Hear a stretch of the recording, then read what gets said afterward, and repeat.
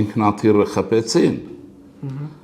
Պուտինը գիտի, որ իր հրամանով են խփել, Ալիևն էլ գիտի, որ Պուտինի հրամանով են խփել եւ Ռուսաստանում եւ ընդհանրապես նորմալ պետության մեջ չի կարող գերագույն գլխավորից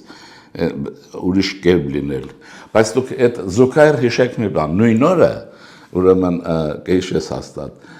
Ալիևը Սանկտ Պետերբուրգ էր թռնում։ Ճիշտ է։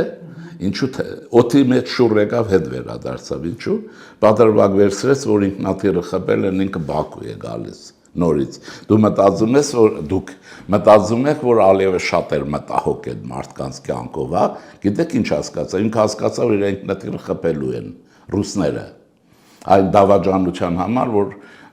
բանը էթնիկ զտումից հետո նա արեց։ Ինքը տեսա, որ դրանով ասին,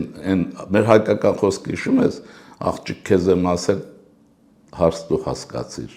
Իր ինքնաթիռն էլ փախավ։ Հիմա գիտի, որ այդ հարցերը կարող են կրկնվել։ Պետք է Ալիևի ինքնաթիռը։ Հաստատ, վստահ, կամ էլ վթարել, դե խփելը չեն խփել, վթար կլինեն, հիմա վթար շատ է լինում, չէ՞։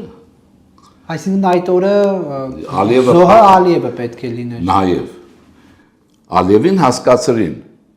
ինքնաթիռը խփեցին, շարունակեց կխփեմ, եւ նա երկար այս բաները խաղացրեց, հետո տեսավ ճարճունի, գնաց նորից հարցի պես։ Չէ, ըստ ձեզ հիմա այդ